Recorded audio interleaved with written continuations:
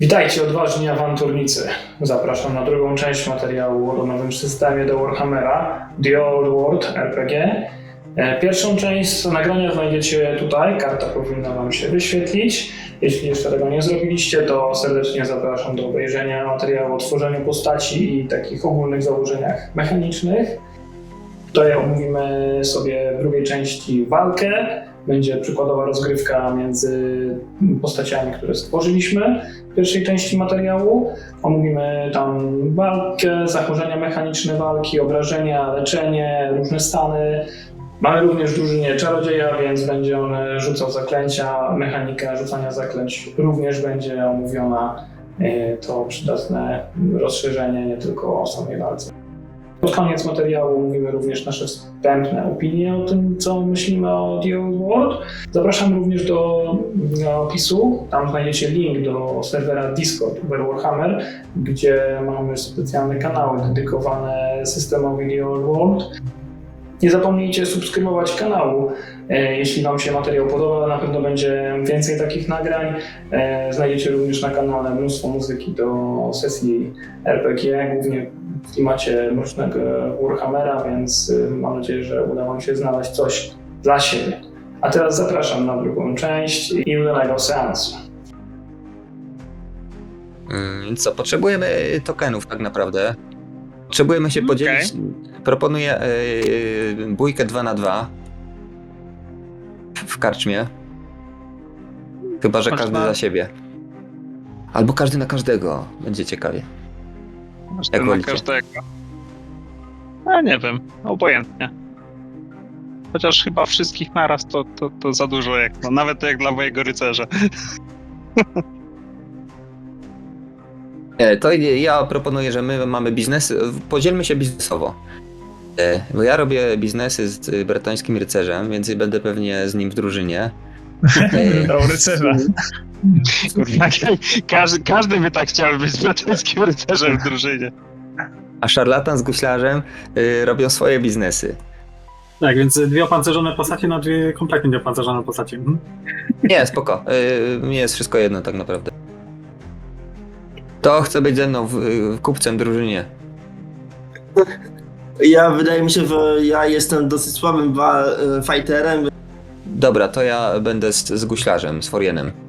Dobra, Może tak być? balance. Browar, to może opowiesz szybko, jak właśnie działa mechanika walki, bo tutaj o tym nie mówiliśmy. Jak wygrać test przeciwstawny, jak zadać obrażenia, jak to wygląda tutaj w Old Worldzie. Okej, no jest troszkę podobieństwa do czwartej edycji, bo tak jak powiedziałeś, są testy przeciwstawne i zależy nam na tym, żeby uzyskać więcej sukcesów niż nasz przeciwnik. Przy czym ja atakując to wybieram w zależności od tego, jaką mam broń, czy jakiej broni używam. Albo to będę rzucał na skill melee, jeżeli to będzie broń do walki wręcz. Ewentualnie przy nieuzbrojonej postaci może to być brawn.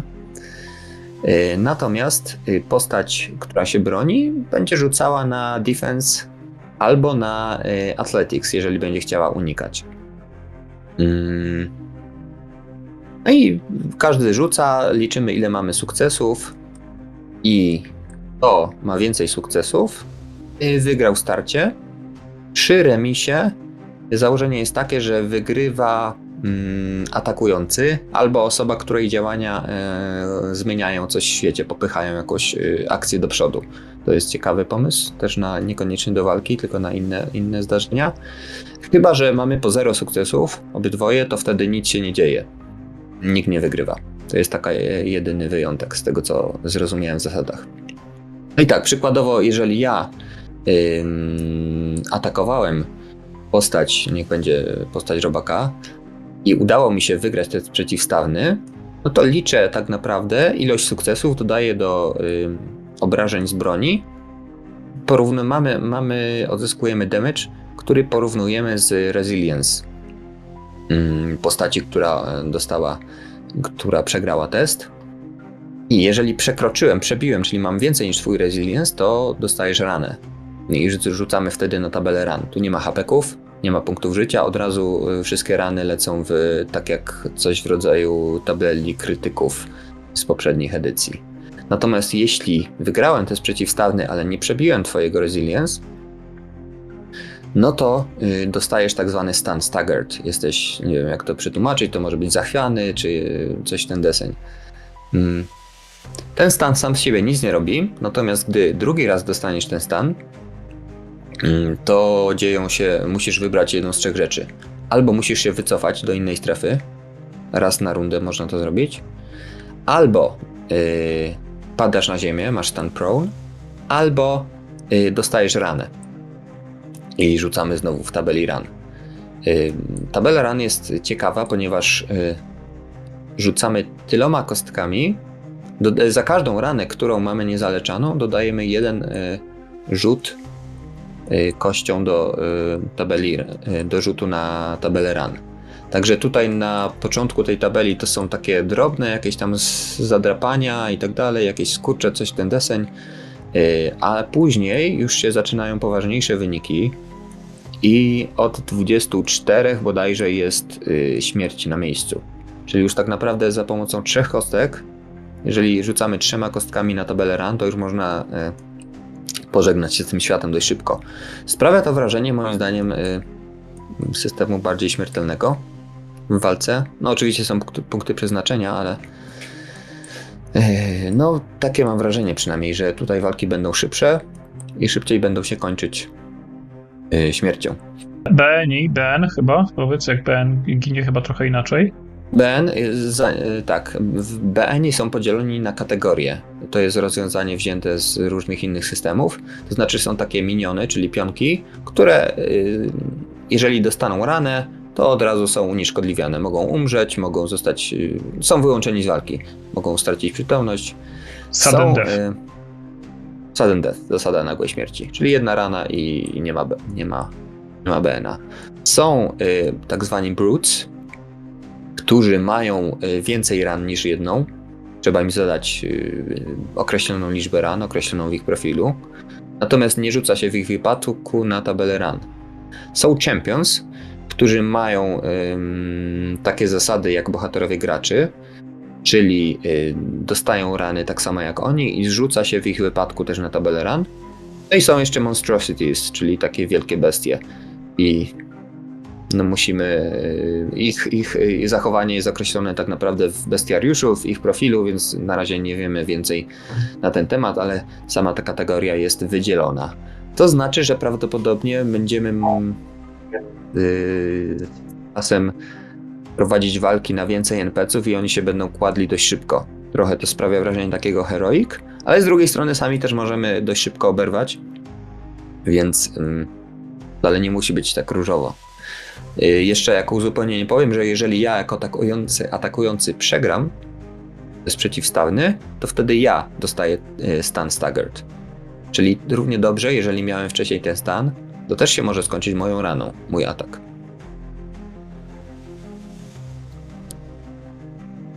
I no to co? Jakoś Działamy. się rozstawmy może, nie wiem, na Tak. tej mapce strefowej. Są strefy, jest jedna wspólna sala, tak jakby ja ją podzieliłem na strefy, bo tutaj walka odbywa się na strefach. Może jeszcze chwilkę o inicjatywie, o rundach, bo to działa w ten sposób, że walka jest standardowo podzielona na tury, to znaczy na rundy. Jedna runda, no to wiadomo, odcinek czasu, w której wszyscy robią swoje akcje i ruchy. Natomiast jeżeli mamy 2 strony w walce, to każda ze stron ma swoją turę. Dobra, więc może być tak, niech będzie, że ja tu sobie będę w strefie D. Kolega, z którym przyszedłem, guślarz, Oriena jest sobie w strefie A, tak? Dobrze? Kojarzę? Spoko. I inicjatywa nie ma stata, który nie ma rzutu na inicjatywę. Określa się w ten sposób, że gracze są pierwsi, chyba że są zaskoczeni, wtedy przeciwnicy mają swoją turę przed nimi, pierwszą turę. I w zaskoczenie to nie można się bronić, no to jest takie standardowe. Ale Później tury są tak jakby każda strona ma swoją turę i w obrębie tej tury my możemy dowolnie ustawiać kolejność, w jakiej działamy. Czyli to jest no Widzę, że troszkę ten tak tutaj system chodzi. nie przewiduje walk na więcej niż 2 strony. Za bardzo.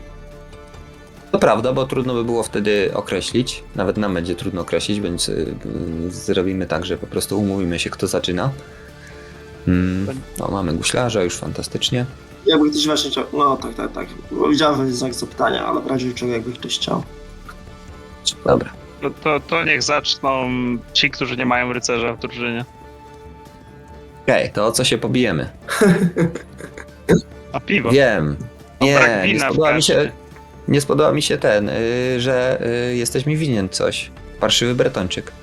Parszywy bretończyk, który nie podoba mu się, że mówi do niego jak do kmiota. Dokładnie tak. A jest wielkim Dokładnie paniczem. Ja myślę, że po prostu zaczynaliśmy w ten sposób, że oczywiście tu siedzą jacyś ludzie w tej karczmie, jest jakiś starszy mężczyzna, siedzi przy jednym ze stołów, ma jakieś wiebeczki są wokół niego, tu jakiś kelner biega, jest trochę tych ludzi. Stoły są zastawione, poustawiane w ten sposób, że dzielą tam tą salę na te strefy, które widzimy. No ja zaczynam wrzeszczeć na ciebie z dystansu, kiedy ci tylko pierwszy raz wszedłem do karczmy, zobaczyłem, że ty jesteś, że... Jak masz na imię? Aiden. Nieważne tak naprawdę, ty parszywy bretończyku. Tak, Ty farmerze. podbiegam do ciebie. Tak. I myślę, że moja niechęć jest na tyle silna, że od razu wyciągam sztylet i podbiegam do ciebie. To znaczy, że będę robił szarżę. Okej. Mogę się ruszyć, bo jest oczywiście ruch plus akcja. Mogę się ruszyć w obrębie jednej strefy, ale mogę też bez żadnych testów przenieść się o jedną strefę. Jeżeli oczywiście nie ma jakichś utrudnień, typu nikt nie stoi na drodze, nie ma jakiegoś trudnego terenu, to mogę po prostu się przenieść o jedną strefę. Jeżeli bym chciał więcej stref, to wtedy musiałby to być manewr, na którym poświęcę akcję i wtedy bym rzucał bodajże na atletykę. Ale taka zwykła szarża to też jest manewrem. Medium range, czyli to jest właśnie zasięg o jedną strefę dalej. I dzięki temu, że będę szarżował, to mam dodatkową kostkę. Natomiast szarża ma konsekwencje. Bo będę miał stan staggered. Nie, przepraszam. Nie, to pomyliło mi się. To dopiero jakby mi coś nie wyszło. Gdybym na dłuższy... Tak, na long daleki range. zasięg. Dobra. A na zwykły to po prostu się przeciskam między stołami. Mam jedną kostkę więcej. Nie mam tych kostek co prawda za dużo. Ale... Czyli ty rzucasz na melee atak, tak, a czyli- robak na defense. No czekaj. Jeżeli to się broni oczywiście. Defense w założeniu, że mam bronię jakoś wyciągniętą. Załóżmy, że masz. To jest Już darmowa, oczywiście więc wyciąganie. też To jest darmowa akcja, więc... A nie ma wyciągiem kopii, gry. zdążyć. A pięści i kopniaki? Darmowe?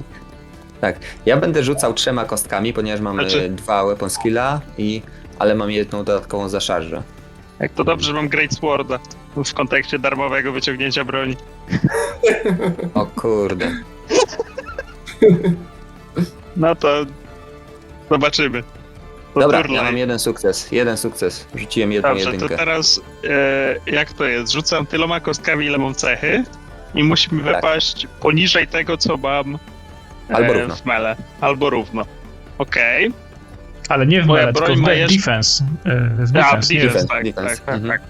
Moja broń ma jeszcze cechę, która mówi, że dostaję 1 do defensa, jeżeli nie jestem zestagerowany. Więc mam 5 defensa na 3 kostkach i rzucam. No to jest 1 kostka. Bo rzucam, rozumiem, D10, tak? Się upewnić. No to mam 1 sukces. Remis, to znaczy, że Atakujący ja wygrałem wygrywa. w takiej sytuacji. Tak jest. I co się dzieje dalej w takim wypadku? Ja do tego jednego sukcesu mojego sztyletu, którym cię zaatakowałem, liczę damage. Damage mój to jest siła -1 Plus 1, no bo wiadomo, że miałem jeden sukces. A nie, przepraszam. Nie, Zero. mamy 0. Różnica jest 0. Aha, no to Czyli 3. Jestem dość silny, więc mam 3 i porównujemy z twoim resilience. Ale to 3 to już finalny wynik, tak? Tak. Ja mam 5 resiliensa, bo ja mam ciężki Okej. pancerz. W takim wypadku nie przebiłem, nie zadałem ci rany, natomiast nakładam ci stun staggered. Dobra. Zachwiałem Stance tobą. zestagerowany. Okej, możemy sobie jakoś oznaczyć. Jest kondycja na karcie. Staggered. A jest, Zaznaczyłem sobie. Dobra, to wycofuję to.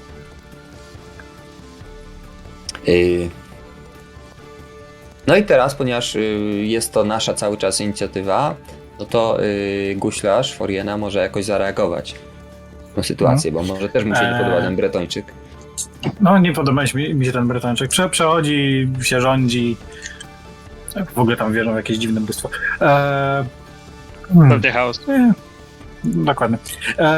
No ja zaczynam sobie, mam rotać coś pod nosem, channelować ze swojej magii żywiołów, więc rzucam 3 kostkami.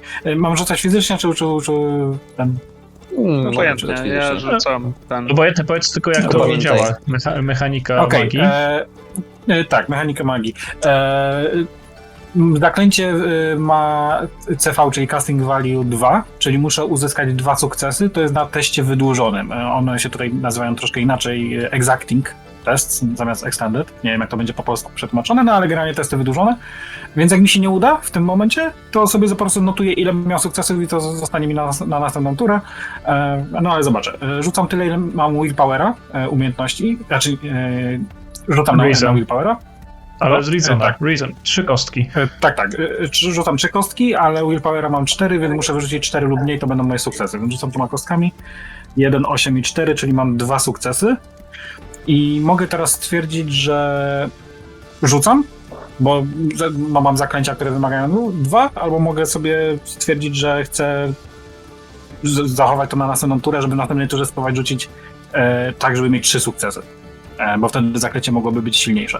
A jest to mało prawdopodobne, więc po prostu rzucę zaklęcie od razu. Zaklęcie rzucam w Bretończyka. Jest to zaklęcie, które się nazywa Lightning Blast. Zadaje 5 obrażeń plus potensji. Bo Powiedz, co to jest Bretończyk potensji? jest opancerzony. Potensji to jest ilość sukcesów na ostatnim rzucie na casting. Czyli miałem 2 sukcesy w tym rzucie, więc to jest 2. Jakbym teraz nie kastował, tylko w następnej turze spróbował rzucić i w następnej turze wyrzucił tylko 1 sukces, to potensji byłoby 1. Natomiast przeciąganie testów zdaje się, że dodaje dodatkową kostkę miscastu tak zwanego, czyli ryzyko rośnie, że coś będzie coś w rodzaju manifestacji. Znaczy samo przyciąganie nie, ale jest większa szansa, że wtedy wyrzucę 9, która da tego miskasta, jeżeli dobrze rozumiem. Aha, okej, dobra, tak. Może tak być. A czy ujemne sukcesy na teście przeciwstawnym odejmują jakby progres? U nie Pamiętaj. ma ujemnych sukcesów. Tak, A no nie tak, ma- rzeczywiście. Alleluja. tak, to Rzeczywiście nie ma ujemnych sukcesów. Masz po prostu Wreszcie te sukcesy testy i po prostu tak. po prostu je sumujesz, chyba że coś ci przerwie ten test. W każdym Wreszcie testy razie, no, wydłużone mają sens. tak. W każdym razie, no, piorun leci w stronę Bretończyka, przez to, że jest opancerzony, to otrzymuje Mój 5 plus 2, Boże. czyli 7 obrażeń. jest chyba Zrzucili więcej niż się twój na mnie pancerz? wszyscy. Więcej, mam 5. To 2 rany mi zadajesz. Nie, Czy- jedną. Jedno. Znaczy jedną ranę na plus 2, tak? Tego co rozumiem. Nie ma Nie. znaczenia, jeżeli tylko przebiło, to liczymy jako A, jest dobra, rana. dobra. Bo ty coś tam mówiłeś o dodatkowych Plus bonusach jest do wtedy, tych, kiedy masz już ranę. Jak już masz ranę, to A, kolejna dobra, jest dobra. plus. Dostaniesz następną ranę, to będziesz Dobra. rzucał 2 kostkami. Okej. Na razie w takim wypadku rzucasz jedną kością K10 na Wound Stable. No to niech rzuca Forian. To on mi zadał obrażenia. Wydaje mi się, że to też rzucasz. Tak. Ja rzucam? Dziwnie. Tak. No, twoja rana, więc... No wiem, a ty atakujesz. 4. Nicked Arm.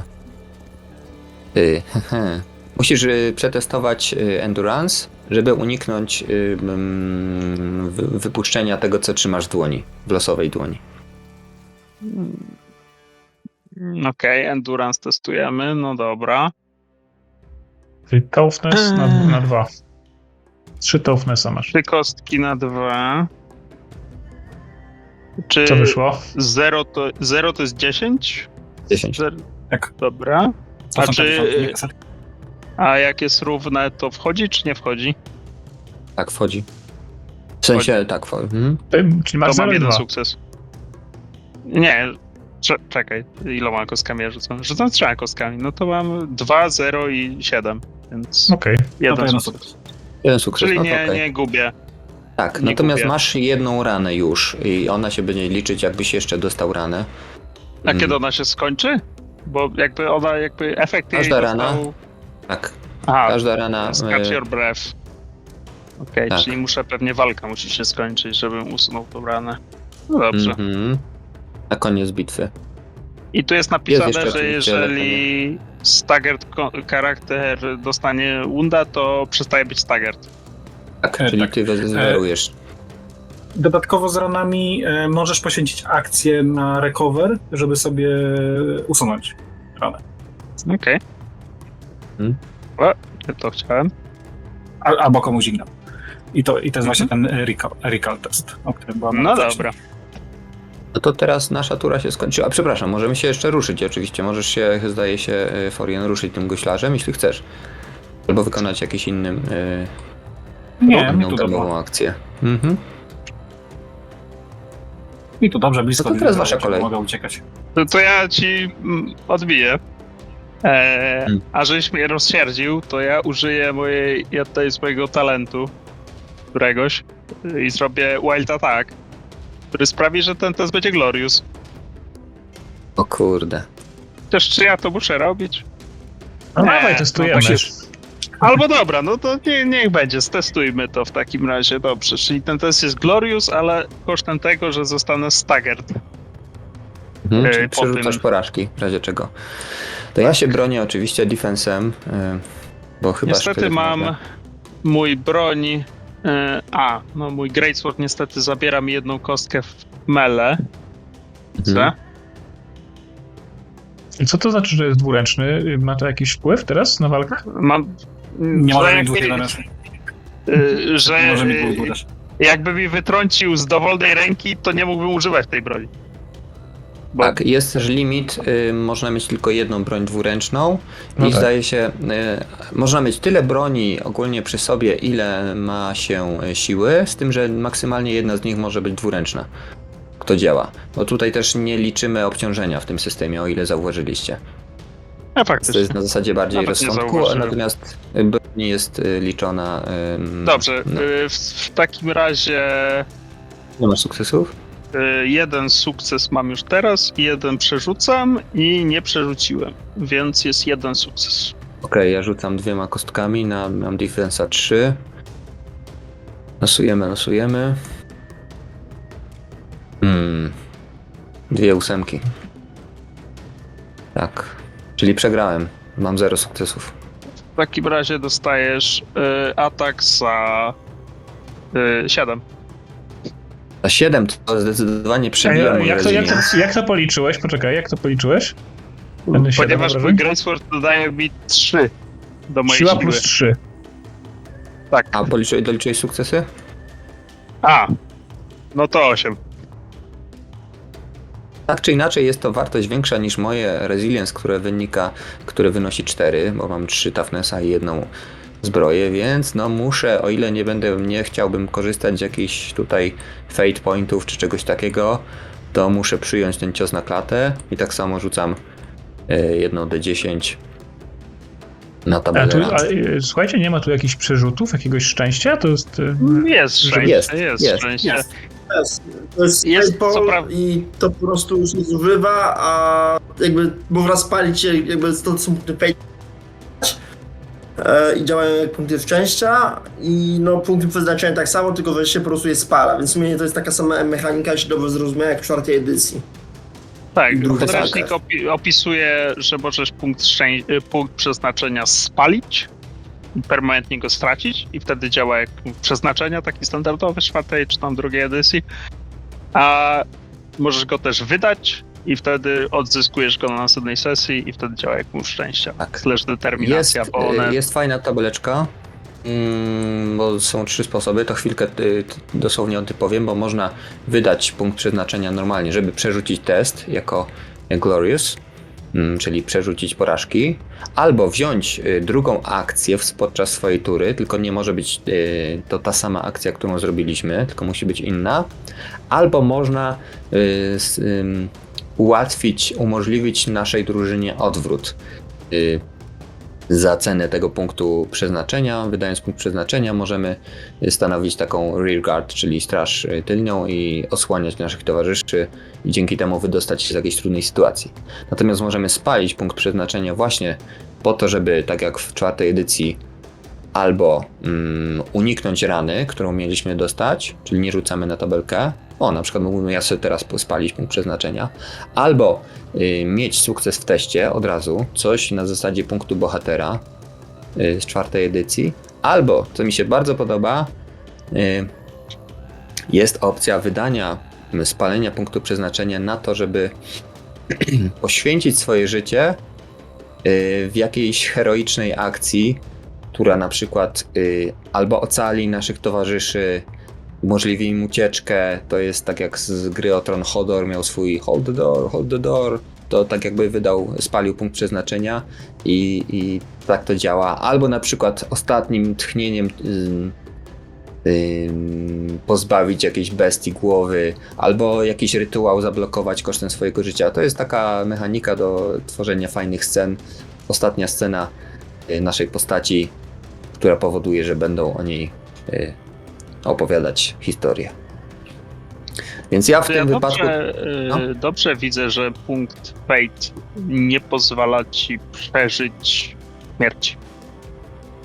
Bo tego nie ma Nie w tej pozwala ci tabeli. zanegować ranę. Ranę. Jedną ranę, ale nie ma tego takiego...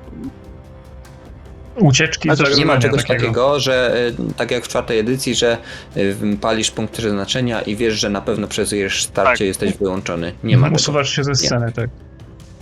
Nie ma tego. Okej. Dobra, więc ja sobie... przerzucę sobie, bo miałem 2... Ile, Robak, ty miałeś sukcesów? 2? 1. To ja sobie przerzucę, bo mam 2 kostki. A czemu nie? Może się uda. Chciałbym 2 sukcesy wyrzucić, co prawda. Jest to Widzisz, trudne. jak ci dobrze podpowiedziałem? No, nie zmienia to za wiele w mojej sytuacji. Wciąż mam 0 sukcesów, także rzucam na tabelę ran. 1d10, bo nie miałem wcześniej żadnej rany.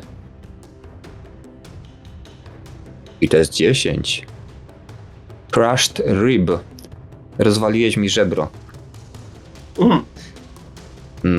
Strasznie mnie boli.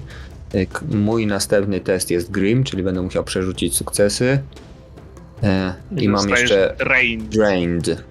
A Drained to jest stan, to jest na zasadzie wyczerpany. To jest jak fatigue. Tak, zmęczenie. Nie mogę dostawać bonusowych kości do testów i nie mogę mieć Glorious testów, chyba że wydam punkt przeznaczenia. No i nie tak łatwo, bo będę musiał sobie tak prawdopodobnie jakoś to usunąć. No na razie nie jest dobrze. Czy jest pisze, że możesz testować Endurance'a, żeby recoverować. Tak, ale to Tak, też no. będzie akcja recover, zdaje się. Tak. To teraz ja? Chyba, że Bretonczyk jeszcze coś robi. Nie. I nie ma tutaj takich typowych zasad, które uniemożliwiają odstąpienie od walki w zwarciu. To jest na zasadzie bardziej miękkiej. Jeżeli jesteś otoczony, to narracyjnie wynika to z fikcji, to wtedy nie możesz. Ale nie ma takich zasad jak w 4. edycji, które mówiły dokładnie, co się dzieje.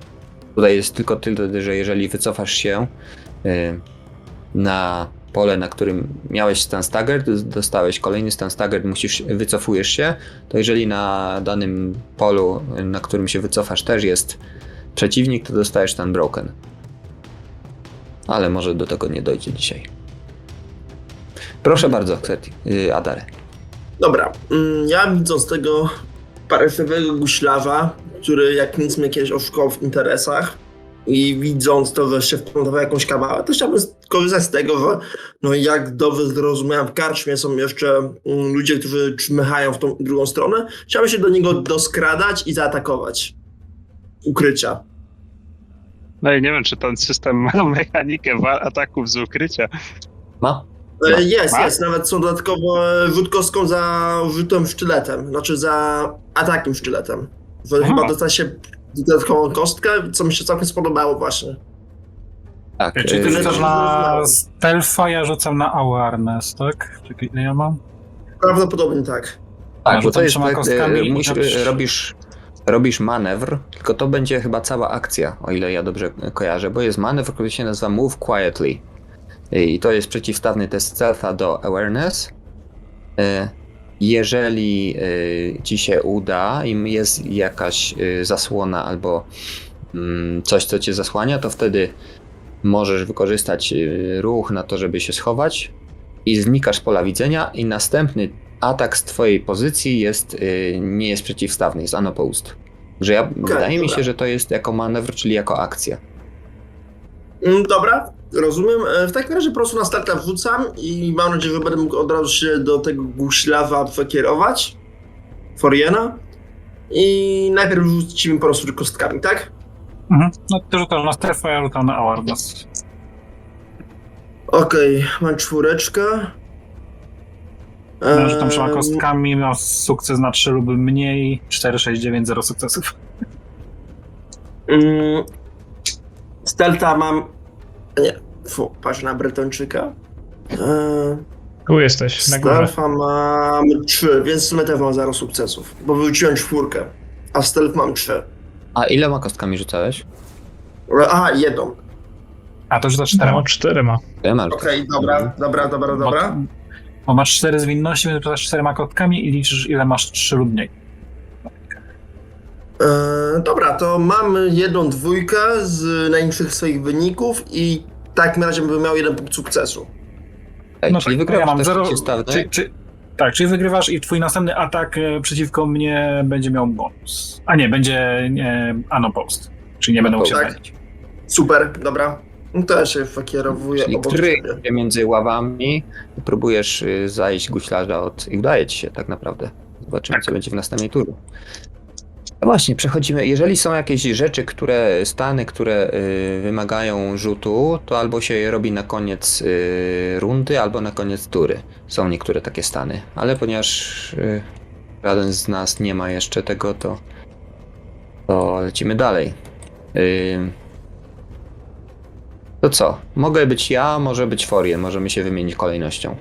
To zamieńmy się tak na zmianę róbmy. To ja nie zdaję sobie sprawy, że ktoś się tutaj skrada jak jakiś szczur. To po prostu przygotowuję kolejne zaklęcie, skupiając się wyłącznie na Bretończyku. Rzucam 3 kostkami, mam 1 sukces, więc po prostu sobie to zapiszę i na tym kończę swoją turę. Dobra, więc mój następny test to jest, dlatego że mam rozwalone żebro, jest Grim.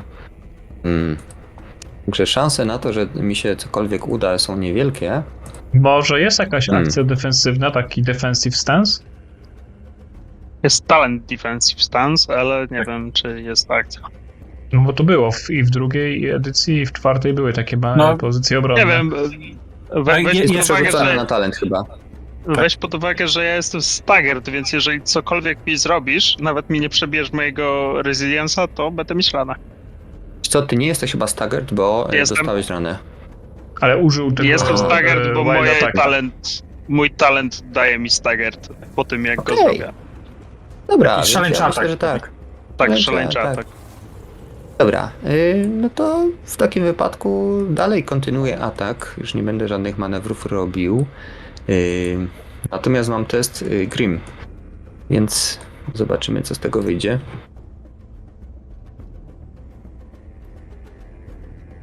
Rzucam 2 kostkami i muszę zdać na 3 lub mniej.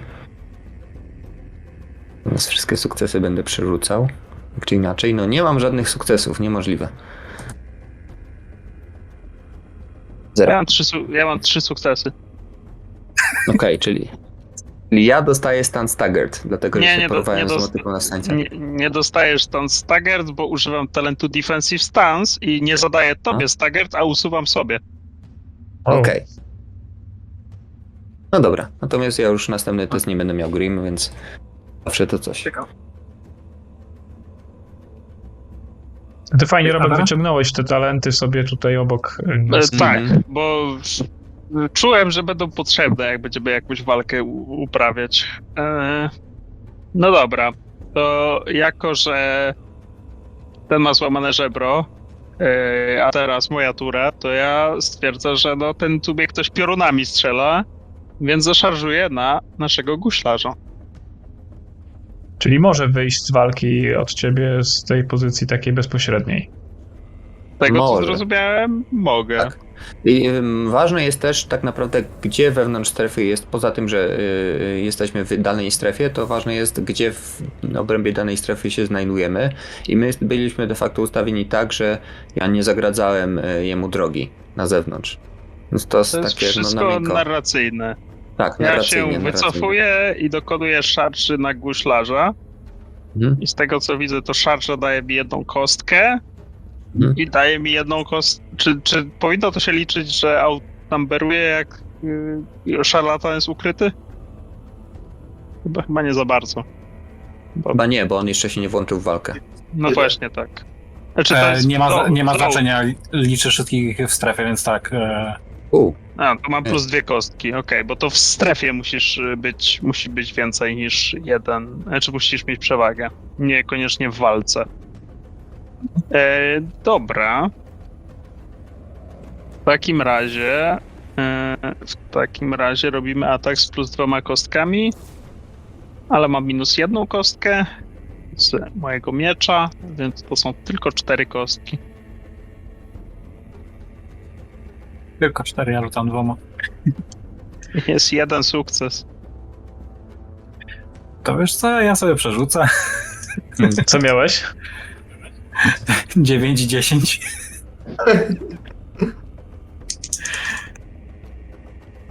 No 4 i 6, nadal nic. O, 0 sukcesów. Dobra, no czyli obrywam pewnie za bardzo dużo.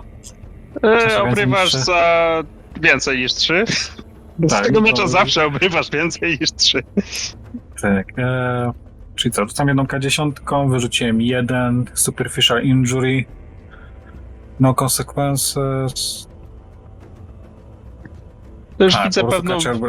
Okej, czyli No, po prostu mam jednego wunda, który nic mi nie robi, poza tym, że kolejne wundy będą bardziej boleć. Wiecie, mam takie wrażenie, że ten system...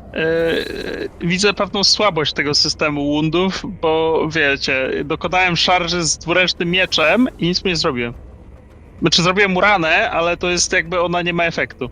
No nie ma takich krytyków, I- takich, że możesz coś zrobić extra damage, nie? Nie o to mi chodzi. Chodzi mi o to, że tak naprawdę przy moim stat buildzie trochę jakby nie ma znaczenia, czy biję z Great Sworda, czy ze Sworda i tak wam przebijam wasze rzeczy, nie? Jakby nie ma bonusu za to, że bijesz dobrą bronią, która faktycznie zadaje dużo obrażeń. Czy miałoby to sens, Zależy- jakbyśmy mieli pancerz, ale... Pancerz, tak. Tak, A to- tylko wiecie, no trochę to jest dziwne, że nie masz premii za to, że wiesz, masz cięższą broń. To jest trochę tak jak w 4. edycji na początku, zanim weszło Up in Arms, mogłeś spaść ze 100 metrów i wylosować 31, czyli tam... nie, czekaj. Niewielką 20 ranę, mogłeś tak? Niewielkiego wylosować. krytyka. Niewielką ranę, nic się nie stało, nie? A spadłeś z 100 metrów. Więc mam wrażenie, że to jest kiepskie trochę. Ja podejrzewam, że też inaczej będzie wyglądała walka z NPC-ami, z wrogami. Ona tam, no to wiesz, masz jedną No zadajesz ja jedną wiem, ranę będę i ich on kosił, pada. nie? No. No ale to... Wiesz, Też. ty tym Greatswordem po prostu gwarantujesz, że zadasz ranę. Tak. Niby tak. Tak. A jak masz O dużo to siły chodzi. bazowo, to też przebija większość Znaczy mam 3 resiliensa. siły, więc ja mieczem też bym ci gwarantował, że zadam ci ranę. Normalnym, jednoręcznym. Nie. No nie. Miecz, ja mam 3 siły, więc jak to miecz jest No. podstawowy miecz, to S. A Forian No ma tak, 3 no ale- Resilience. A ja mam 3 A. Resilience'a, więc nie zadałbyś mi rany wtedy. No tak, bo to musi być więcej niż... No, Chyba, że tak. miałbyś znaczy więcej plus jeden sukcesów. sukces.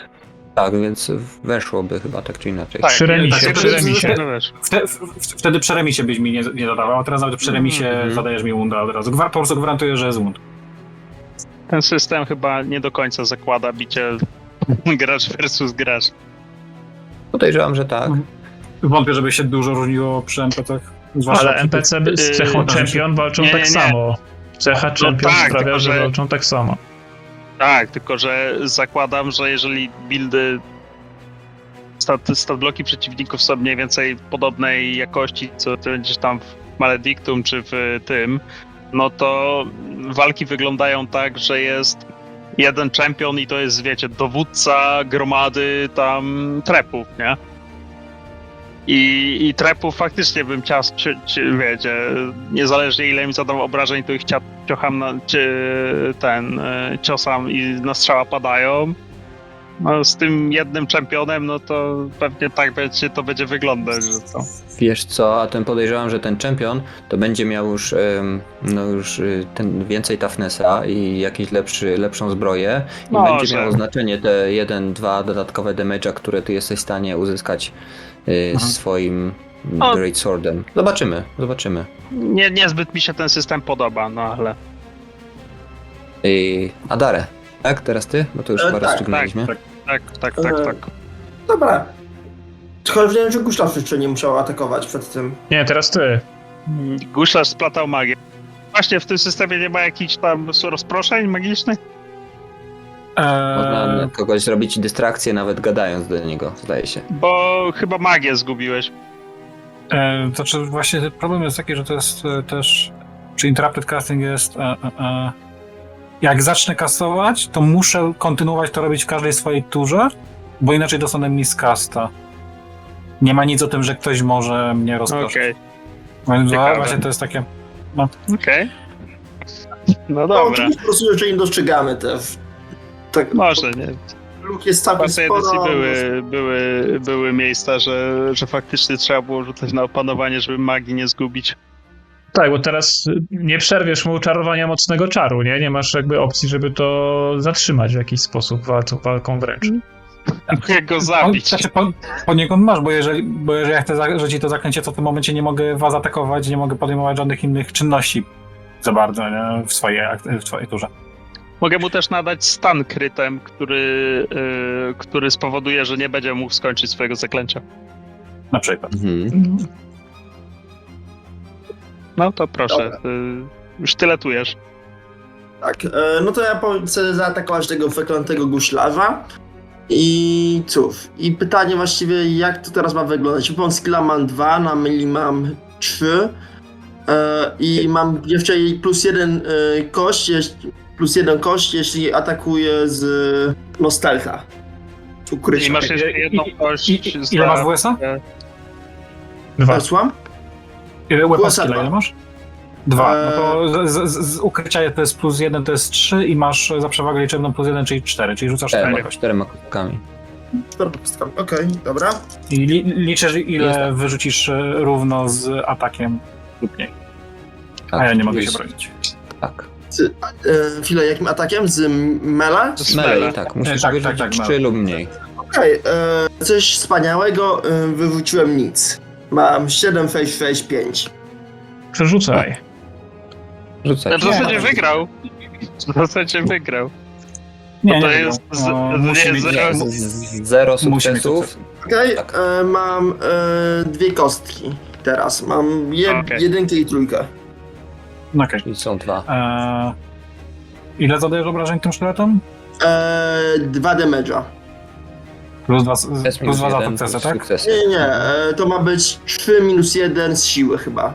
Czyli 2 No tak, ale potem chyba za każdy sukces. Za każdy masz dodatkowe. sukces jeszcze.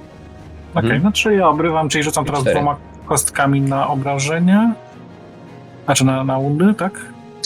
Bo miałeś jedną ranę wcześniej, to teraz rzucasz. Tak, tak. Nie ma. Okej, no to wyrzuciłem 5 i 7, to jest 12. Smashed hand, zmiażdżona ręka, tryska krwią. coś tam.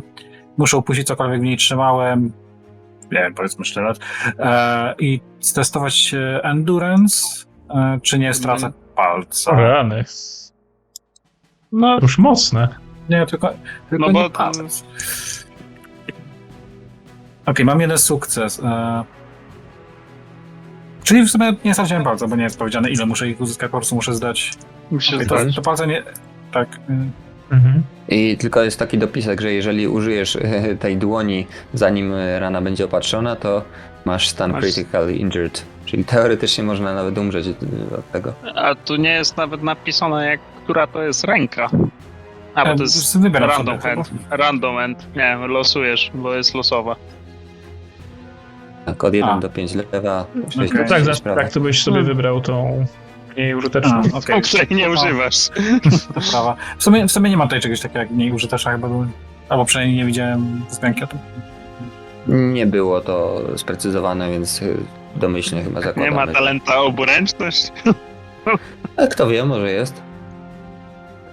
Dobra, ja bym zrobił tak. Tak, będę, powiedzmy tak, spróbujemy zrobić to w ten sposób, że wejdę faktycznie na ten stół i przytrzymam tego rycerza.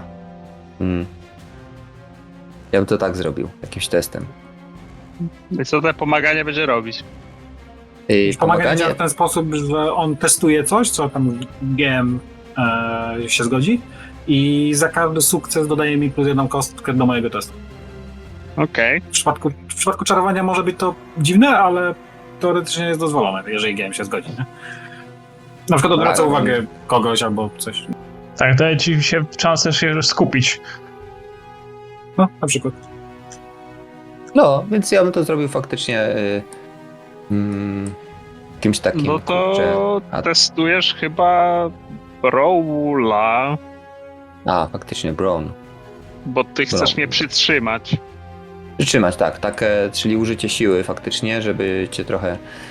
No. Okej.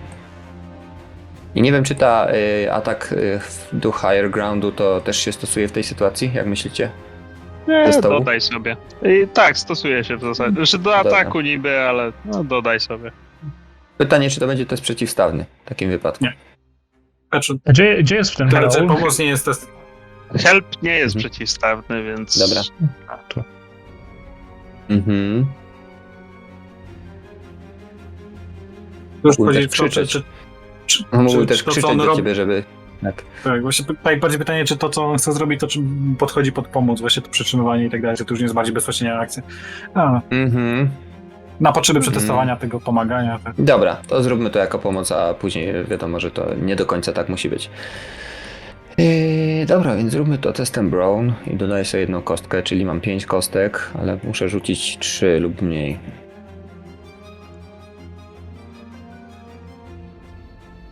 A, bo masz 4 siły. Silny ten kupiec. Tak. Jestem silnym kupcem, który nie umie się bić. Spoko, może być na odwrót. Bo był tak No, całe jest. życie. Jeden. No jeden sukces, czyli 1 kostkę Dobra. dostaniesz. Dobra. No to co, no to rzucam w takim razie 4 kostkami, kastuję dalej. Właśnie nie chcę przerwać, tak, nie chcę mi skasta. Tylko teraz więcej kości, to więcej szansy na 9. I wykrakałem, mam 9. Ale wiecie co, nie mam żadnego sukcesu, więc ja sobie i tak wszystko przerzucę, więc drugi fate wydamy. Ty możesz tą 9 przerzucać, czy ona zostaje już? Dziewiątki Można nie mogę. przerzucić. A, 9 Mhm. nie możesz przerzucić? Dziewiątki nie mogę. Miskastów się nie da przerzucić, nawet jeżeli test był Glorious. Mhm. Czekajcie, zgubiłem myszkę. Okay. Więc mam w tym momencie... Czy 4 u mnie z sukcesem? Tak, 4 sukcesy. To mam w tym momencie 3 sukcesy, czyli 4 łącznie. To, że mam ich nadmiar, to mi w sumie nic nie zmienia, bo po prostu mogę rzucić zaklęcie. Rzucę sobie Spontaneous Combustion. Po prostu ktoś z was zacznie płonąć i wybiorę sobie w takim razie tego szarlatana, który się tutaj zakradł tak niehonorowo. Wybornie. Tak, otrzymujesz stan Ablaze, którego poziom zagrożenia jest równy potencji. Potencji było 3. A poziom zagrożenia to jest to, ile musisz osiągnąć sukcesów albo przewyższyć sukcesów w teście na endurance, żeby ominąć to. Tak, bo inaczej będziesz dostawał ranę na koniec każdej chyba tury. A przypomnij to potencji, z czego wynika, że masz 3? Miałem trzy sukcesy w tym teście teraz. Mimo, że 4 jakby łącznie zebrałem w tym teście wydłużonym, to w tym teście, Ostatnim. który teraz rzuciłem, tak, ostatnim miałem 3 i to jest moje potencje w tym zakręcie.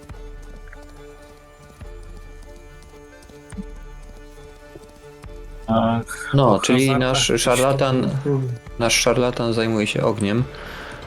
Hazardy, gdzieś to też widziałem. No, to... Mamy hazardy? Pewnie Co to jest? Hazard to jest zagrożenie, to jest gdzieś przy to jest Stanach stan? chyba to było.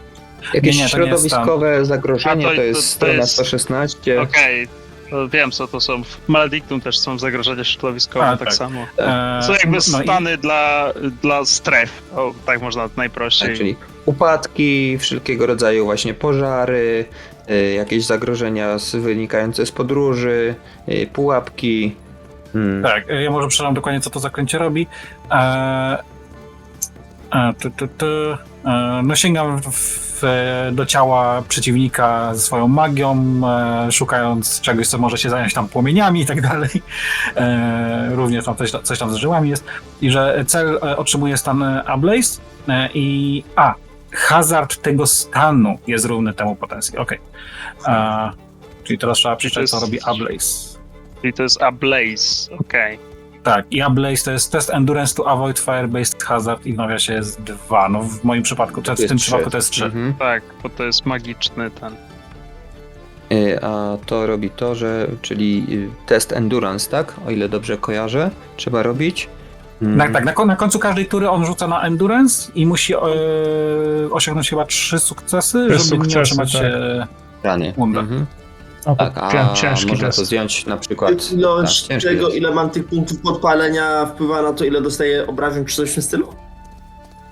Chyba wpływa na to, ile musisz wydać, żeby się ugasić. Okej, dobra, czyli tylko gofa niesie. Nie, w sensie ile sukcesów musisz, żeby nie dostać rany. Czyli 3 sukcesy w teście endurance. Gdyby to był mniejszy ogień, taki zwykły, no to Jasne. byś musiał mieć 2 sukcesy. I to jest pod koniec każdej tury. Ja turę rozumiemy, tura nasza, tura wasza. Czyli 2 razy na rundę. Ile No. to nie jest literówka? To ja bym to tak nie rozumiał, bo to jest bez sensu, że może No, jakby... Na koniec który Po każdej całej. postaci, albo każdej postaci na koniec który jego. Nie, turn Nie. turn Tury jest są- tak, wspólne, drużynowe, wspólne. grupowe, wspólne.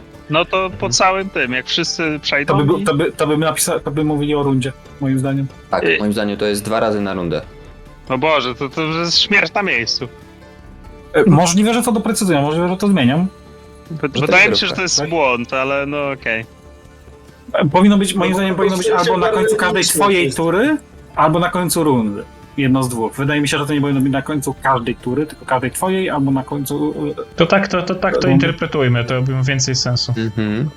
Jest to coś, o Czyli co warto co? byłoby na pewno dopytać. Tak, czyli to już się dzieje, czyli Tak. Adare staje w płomieniach. Staje w płomieniach. Tak, ja muszę jeszcze tylko zobaczyć z miskastami, bo mam jedną kostkę w mojej puli miskastów. I teraz Chyba- tak.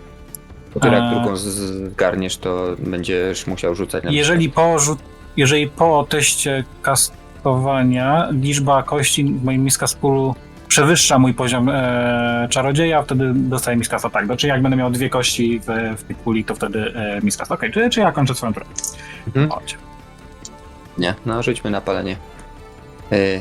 Adare, rzuć Ilowa endurance. kostki na endurance? Znaczy, po Rzucam na prostu endurance i endurance. musisz... Tak, i jak będziesz miał mniej niż 3 sukcesy, to otrzymujesz wonder. Sukcesy. Czyli Tak. 4 kostki. Na Dwa dwójce. O, wow, mam, czekajcie, mam już 3 sukcesy. Mam 3 sukcesy.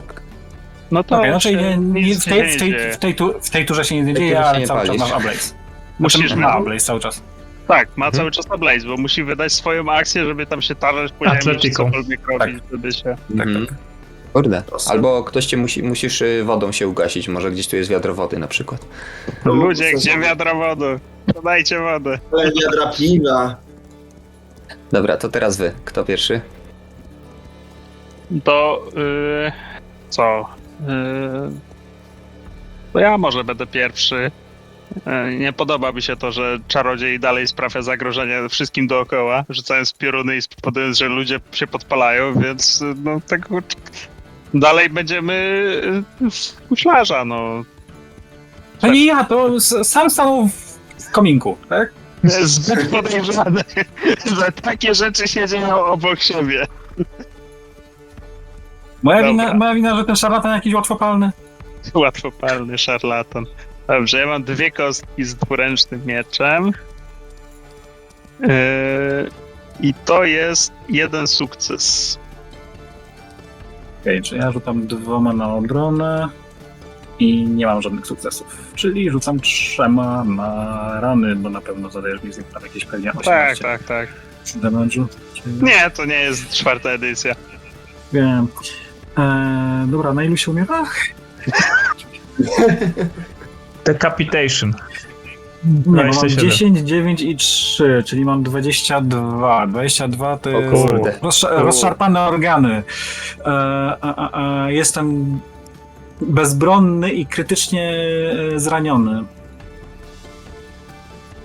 Tak, wszystko co by mogło mnie zestagerować w tym momencie będzie mi zadawać kolejną ranę. Znaczy generalnie... możesz- możesz jestem testować- defenseless i critically injured. Tak. I ten Defense- miecz po prostu rozpłatałeś go w ten sposób, że on gdzieś zatoczył gdzieś i leży i krwawi Już. tak naprawdę. Tak, leży gdzieś. Tak tryska. Czy on nie może nic robić, jak jest defenseless?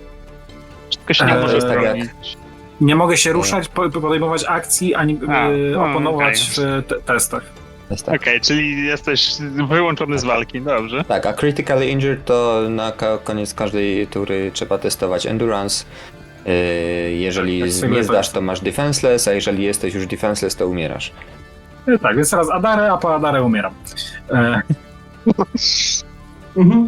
Dobra, ja bym wydał w sumie swoją akcję aktualną na to, żeby się ugasić, bo trochę kiepsko się tak palić. Więc mam rzucić na co? Na... Atletykę. Które? Atletyka. Na atletykę. Dobra. Atletyka... 4 i 4 kostki, tak? Dobra, Tak. super.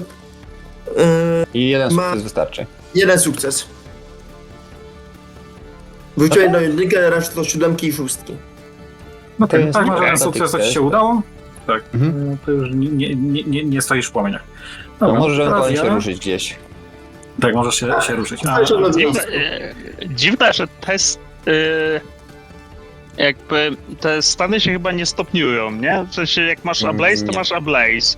Więc zawsze możesz się ugasić. Tak, jednym to sukcesem. właśnie zgadza się, to jest trochę dziwne, jakby jest różnica między tym, że ci się kofula podpali, a stoisz cały w płomieniu, Znaczy, jak jest w tym systemie ta różnica, ona się objawia tym, jak trudno jest uniknąć tobie obrażeń, ale to jakby nie... Nie wiem, ta mechanika mam wrażenie jest ładnie trochę... się ugasi, to jest... Znaczy Ona nie nie wiem, ma pewnie może... symulować. Mam wrażenie, że ona nałożyć... nie ma symulować rzeczywistości, wiesz? To jest na zasadzie Wiem, takiej ale- ucięta gruba w niektórych miejscach, żeby toczyło się wszystko szybciej. Może w podręczniku mistrza gry będzie tak, że ten fire hazard może być wyższy niż 2 wtedy. Czy to nie ma znaczenia? To nawet nie ma znaczenia, czy Do Fire Hazard usunięcia jest tak, wyższy no niż do dwa. samego usunięcia może nie być, tak no. Teraz poszedł Albo to- 3, jakby to tylko sprawia, Może to jak być- trudno jest uniknąć obrażeń. Może to być na zasadzie, wiesz, decyzji mistrza gry, że na przykład tutaj jest jakiś teren jakiś taki, którym trudno się poturlać i dlatego masz jedną kostkę mniej na przykład do testu. No, ja No, wiem. Jakby to cała strefa była właśnie hazard, który płonie, no to tam by się nie ze powtarzał, moim strefy, zdaniem. no bo tak, nie musiał być powtarzasz się w ze ogóle, strefy, nie? albo ugasić strefę całą. Ale widać no w trochę, każdym że razie- ten Stone Ablaze jest dziwnie napisany, no ale... No to jedną rundkę jeszcze. Zaczynasz, Forian? To znaczy ja po prostu rzuciłem na critically injured i udało mi się osiągnąć jeden sukces, więc nie umieram, no ale jestem nadal defenseless, Jej. więc i tak nic nie mogę robić. Tak, bo ktoś się musi połatać. Może to będę ja. To masz uczenie? Czy tutaj jest problem taki, że nie mam. Zdaje się, że tutaj trzeba mieć albo Anatomy Lore, albo rzucać na Recall. żeby się udało, ale też trzeba mieć sprzęt, czyli jakieś bandaże albo coś w ten deseń, żeby podjąć próbę leczenia. Tutaj chyba jest surgery, wiesz, do tej rany, którą otrzymał Forian. To nie, to absolutnie nie, nic z tych rzeczy. Ale tutaj nie było nic, że wymaga... Nie, czy Surgery. poczekaj. Jest. Sama rana wymaga Prawej A stronie. nie, surgery, jest, Prawej okej, stronie ale- jest, okej. ale twój stan critically uninjured wymaga tylko recall testa, żeby wyleczyć ten stan. Bo jest nawet Tak. opisane. Więc ja bym powiedział, że okej, no możesz usunąć stan critical injured, ale nie możesz nie ranę. usunąć tej Aha. rany. Bo do tego potrzebujesz tam tego, więc... Też mi tak wydaje, że możesz mnie ustabilizować, ale niekoniecznie Mhm. to sprawi, że będę wyleczony. No chyba, że efekty tej rany niwelują się dopiero jak wyleczysz ranę. No ale efekty tej ale- rany... Aha, until the wound is treated. You suffer the defenseless... No tak, to tak jest, no. A Dopóki- healing jest surgery. Tak, Okej.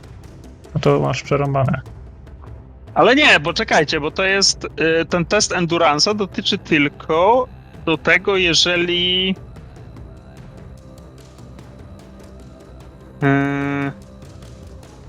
Jeżeli ty dostaniesz Staggera i to spowoduje, że dostajesz Wounda, ja bym powiedział, że tylko te drugie zdanie, from now on, a nie physical attack.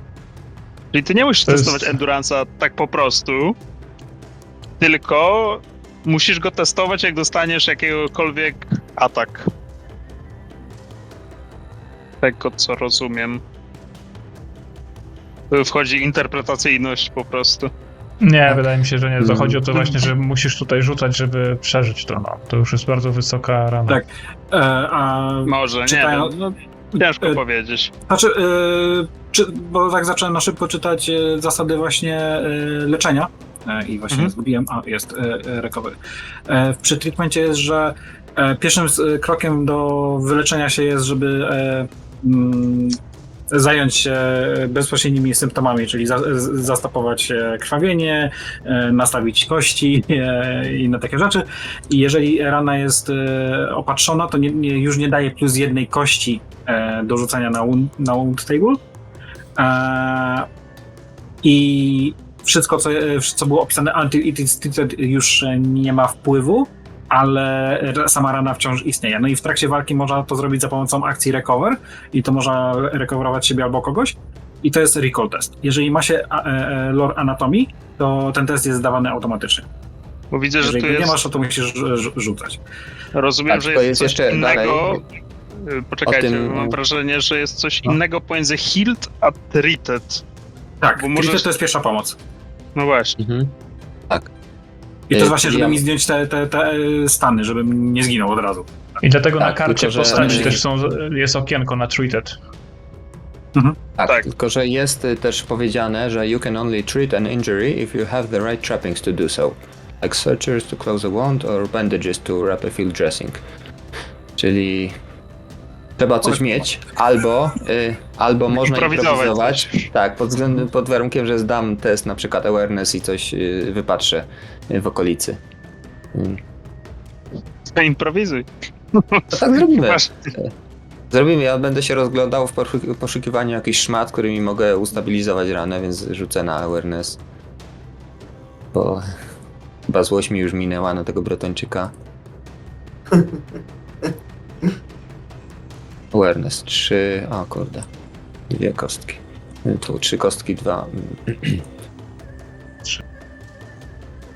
No tak, te początkowe postaci, te testy mają ciężkie do zdania. Jest sukces. Znajduję jakąś Zależy kawałek od tego, szmaty. jak postać zbudowałeś tak naprawdę, bo Mhm. jeżeli na przykład masz wojownika już na start, no ja jakby nie mam dużych problemów ze zdaniem testów walki, nie?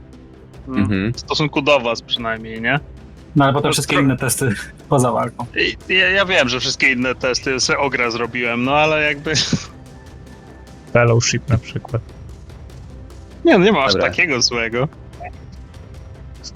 O, zdałem test na recall, mam 1 sukces. Czyli jestem w stanie ci opatrzyć ranę. Znaczy Czy na razie to znalazłeś czym? A teraz musisz wyleczyć. Już To już rzuciłem 2 ten. testy. A, Tak, okej, dobra. jeden A zdałem, doczekaj, to drugi mogłeś zdałem. 2 testy zrobić w tej samej turze? Chyba niekoniecznie. Je, jeżeli zużyje punkt fejta, to może. Tak, Ym. tak. Nie rozpalania Tak, jako może wydać fejta faktycznie ostatniego, jak liczę dobrze. Czy tak, bo na pewno akcją jest Treat a Wound, to jest akcja. Pytanie, A czy ten- rozglądanie się za tymi też podejrzewam, że to jest akcja. Moim zdaniem Co? też. Tak, już tam dobiec, zebrać to. No, dobra, więc tak. Fate, no to mam jeszcze 2. Chyba, czy 1, przepraszam. No, tak. Także tylko to się dzieje, że masz tą ranę treated i nie daje ci A z kary do ciekawości, kolejnych rzutów. Czy stanu defenseless można się... defenseless, no to w zasadzie od GMA zależy, czy stracisz teraz, czy jeszcze nie. Czy straciłeś defenseless przytomność. W skrócie Wiesz co, tu nie schodzi ma wtedy, stanu... kiedy to powód tego stanu schodzi tak naprawdę. Tak, tylko że Mhm. na przykład nie ma wprost stwierdzonego, czy straciłeś przytomność. No zakładam, że tak, ale no... 4. edycja była w tym dużo bardziej szczegółowa. Czy straciłeś przytomność, czy jakie masz stany. Tutaj jest wszystko trochę takie... Ja podejrzewam, że to jest specjalnie, Tak, że to tutaj wyższy poziom abstrakcji. wiele rzeczy jest takich GM rules, ale no Mhm. nie wiem, czy nie za bardzo. Tak, Jak chcecie zrobić swoją turę, to róbcie, Nie, ale my się nie, chyba ja- poddajemy. Ja bym tak Zapowiemy krzyczał, się. żebyście się poddali. No, jestem bretońskim rycerzem, nie będę was zabijał. Znaczy, Okej, ja myślałem, ja że mam- nie zdradzić Bretończyka ogólnie, bo wtedy bym mu zadał te 2 stany tego, jak się nazywało, Distracted and Staggered. Ale to już nie chce mi się mówiąc trochę teraz to bawić, bo już nie powiem. Nie wiem, czy że będę przebijesz to mój zaraz- pancerz i tak. Chociaż Dobra, nie, w sumie jak raczej mi nie. dodasz stagera, to nie musisz mi przebić pancerza. Ja proponuję taką No. rzecz. Ogólnie my rozpoczęliśmy bójkę, ale bójka objęła całą karczmę. Ludzie lubią się bić, ewidentnie, także tutaj wokół szaleje tłum, rzucane są kufle, stoły latają, krzesła są rozbijane, na głowach butelki, jakieś tulipany i tak dalej. Aż w końcu ktoś by został rzucony na beczkę, która leżała obok jednego ze stołów. Beczka się rozwaliła i z beczki wypadło ciało. Ciało jest pokryte jakimiś znakami rytualnymi. Widać też, że głowa leży obok od tułowia. I nagle w karczmie zrobiło się cicho. Wszyscy wokół zamarli, patrząc na to znalezisko. I tylko ten starszy uczony, który siedział sobie za tym stołem, odłożył spokojnie widelec, nóż, wstał i powiedział: nie tak to miało wyglądać. I rozłożył szeroko ręce, zaczął inkantować jakieś słowa. Z jego dłoni wysunęła się czarna mgła, która zaczęła przenikać najbliżej stojących ludzi, wyszarpywać im oczy z czaszek, dusić ich, rozrywać na strzępy i ta czarna mgła teraz zbliża się do nas. Musimy uciekać. To Widzieliśmy jest jego nasz Green twarz. Portrait. To jest nasz Grim Portent. Widzieliśmy go, on widział nas. I zakończył Ktoś mnie sobie wyniesie? to. Oczywiście, mam nadzieję. Ktoś mnie wyniósł, prawda? Możesz wydać Fate Pointa, żeby go zabić od razu, wiesz. Tu jest ten moment, kiedy GM mówi: okej, już nie jesteś helpless, wstałeś. Możesz uciekać. Kurde. Liczyłem, że to ktoś inny będzie No, po testował. prostu ludzie, z którymi walczył, zaczynali ciebie lubić, ściągnąć ciebie za nogi do wyjścia. Nie lubią cię, ale Ej. tego nie lubią bardziej. Ej, widzieliście, No dobra. jestem skuteczny tak długo, jak nikt do mnie nie podejdzie. Typowy mak. To coś już wiemy, jesteśmy mądrzejsi niż byliśmy te 3 godziny temu. Także Ja bym chętnie usłyszał waszych, może tak, jakieś takie strukturę nadajmy krótkiej dyskusji. Czy zasady są waszym zdaniem proste do zrozumienia? Że ktoś się chce wypowiedzieć. Prostsze niż 4. edycja, a to chyba należało uzyskać. Chyba tak. Czy zasady są proste do stosowania? Czyżby ogólnie moim zdaniem zasady, tak się rozpowiem trochę więcej, są na tyle proste, że tak naprawdę przesiądziesz z ludźmi, wyjaśnisz im w 10-15 minut i powinni je zrozumieć i ten sam zestaw zasad praktycznie jest stosowany do każdej mechaniki w tym systemie, z tego co widzę, co jest dużym plusem w porównaniu do 4. edycji, gdzie musisz bardzo dużo skomplikowanych rzeczy się nauczyć, żeby chociaż jedną właśnie taką walkę zrobić, nie? Bo masz i zalety, i wady, i testy przeciwstawne, i testy dramatyczne, i talenty, i bonusy do talentu, i przewagę grupową, i w ogóle przewagi i tak dalej. Tutaj tak naprawdę uczysz się, jak rzucać kośćmi i jak liczyć sukcesy i to jest tyle. Nie? Więc moim zdaniem tak, zasady są bardzo proste. Wydaje mi się właśnie, że to jest taki bardziej spójny design na zasadzie takiej, że faktycznie mamy pulę kości i stosujemy się do tej puli kości, także ja się zgadzam z Florianem co do tego. Czy to znaczy, że zasady są prostackie? Trudno powiedzieć na razie. Pewnie są tu jakieś możliwości taktyczne większe, tylko no, wymaga to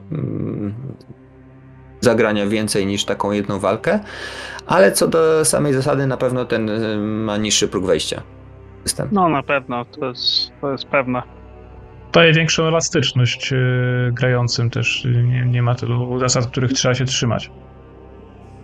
Wydaje mi się, że też jak czytałem podręcznik, to było o tyle fajnie, że jakby nie wszystkie akcje były poświęcone na takie stricte na walankę, tylko jeszcze takie alternatywne akcje. Samo to super w porównaniu do poprzedniej, znaczy do 4. edycji, to jakikolwiek atak skrytobójczy dodawał kolejną kostkę. To wydaje mi się, że troszeczkę otwiera pola więcej do takiego przekombinowanego stylu walki, no typu skryptobójca. To jest całkiem spoko. Bo w 4 jest 4. edycja posiada zaczątki, bo To posiada było zaskoczenie, stan zaskoczenia, nie? stan zaskoczenia No, ale- i nawet jest przecież stan helpless, tak, że każdy atak możesz sobie wybrać, jak nie możesz... No ale Helplessa ktoś jest nieprzytomny albo śpi tak naprawdę tylko i wyłącznie, albo jest, nie wiem, mocno związany, także się w ogóle nie może ruszyć. Nie no, i tutaj jak usłyszałem, że on się skrada i że rzeczywiście to jest to w podręczniku i że jest bonus, to po prostu się uśmiechnąłem, bo fajnie, że są takie rzeczy. Tak, to mi się podoba, tak samo mi się podoba, bo na kartach postaci i w samym podręczniku też to my tego nie tknęliśmy, ale są te clues and insights, czyli takie wskazówki i jakby wiedza, nazwijmy to. Tak samo są przysługi, miejsca na przysługi i tak dalej. Widać, że ten system nie jest tylko pod walkę robiony, jest ogólnie robiony pod różne rzeczy, pod właśnie znajdywanie jakichś wskazówek, jakichś, tak, Też interakcje społeczne były tam opisane. Tak, mignęły mi też chyba zasady pościgów, oczywiście w 4. edycji też one są, ale są w 4. edycji tak zrobione, że nikt ich nie używa. ja używam zasadów pościgu. Niektórzy są masochistami, to wiesz. Kurde, makro sobie do tego zrobiłem nawet. akurat. Nie pościgi się powinien prowadzić niż zwykłą walkę, więc... Nie, ja nie lubię pościgów, bo w momencie, kiedy się używa mapy taktycznej i chce się zrobić pościg, to zaczyna to... No bo widzisz, to nie jest... Abstrakcyjny dystans. To się No, nie stosuje razem. Tak samo wiesz, jak jest pościg, gdzie jest duży rozstrzał prędkości wśród graczy, to bardzo szybko, moim zdaniem, to traci tam sens, ale no. Nie, tutaj widać, że też nie nastawili się tylko na walkę, ale na inne rzeczy i na ten moment wygląda, że to ma wszystko, że to jest No, dużo więcej będzie w podręczniku dla mistrza gry właśnie o tym, jakie mają być tutaj kampanie, bo będą pewnie troszeczkę inne niż do 4. edycji. Tak, wydaje mi się, że domyślny tryb grania będzie, że nie domyślny, ale proponowany przez wydawcę tryb grania będzie inny.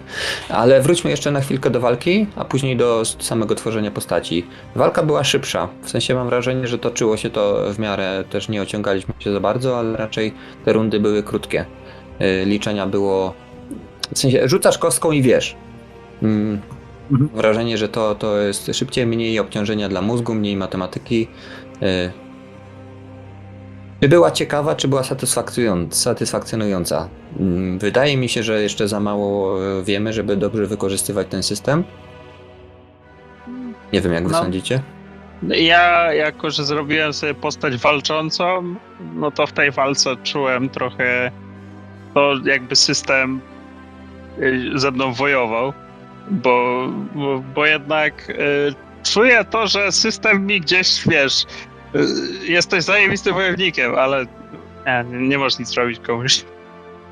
No, Musisz zasadniczo zająć- poskładaliście No nas. ja wiem, że was poskładałem, tylko że no wiecie, no w międzyczasie nie mogę zatrzymać splatania przez maga w żaden sposób. On dalej będzie splatał, chyba że go zabije, albo nie wiem, sprawię, że będzie przytomny. Obrażenia tak naprawdę jest cap, powyżej którego możesz zadać dowolne obrażenia i to nie ma znaczenia. To jest słabe. Mi się bardzo nie podoba. Brak hapeków, no okej, ale Właśnie mam wrażenie, że przez ten brak kapeków jest ten problem z tym, że jest kap obrażeń, powyżej których to już nie ma znaczenia. No bo nie ma hapeków, więc jakby nie wiesz jak skwantyfikować ciosy za bardzo, no. Tak, nie ma tak, że możesz zabić jednym ciosem tak naprawdę. No, to co nie chcę No nie, zbadać. znaczy, możesz? Jak wrzucić 10, to cię nie zabije, prawda? No nie. Jakiś critical wound, taki wiesz, taki jak był krytyk. Co daje w- 10? 10 miażdży ci... Nie, to nic nie robi.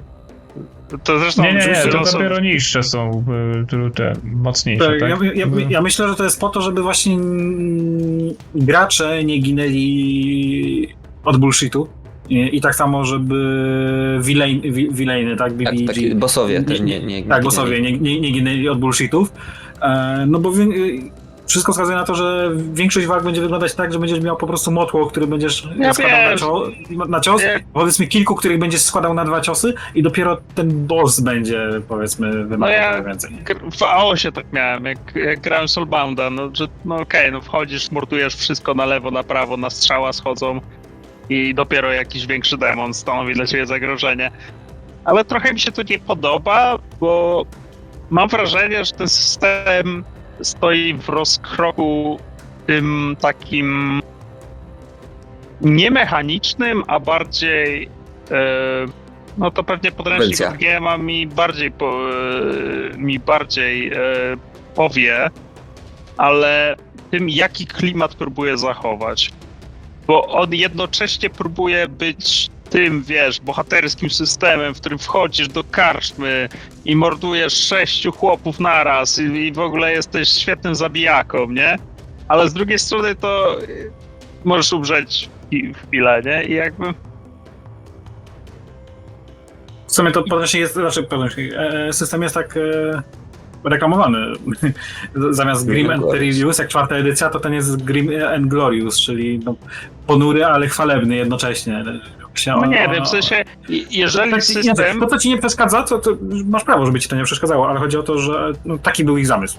To o czym ty mówisz. Dobrze, no może być zamysł, tylko trochę mi się to nie zgrywa z tym, że z jednej strony kładą ci nacisk na te endeavory, na to, że ty jesteś w zasadzie normalnym człowiekiem, który chodzi do pracy i tam pomiędzy tymi przygodami to ty faktycznie masz życie, nie jesteś awanturnikiem, a z drugiej strony robisz ciebie Karla Franca na polu bitwy, nie?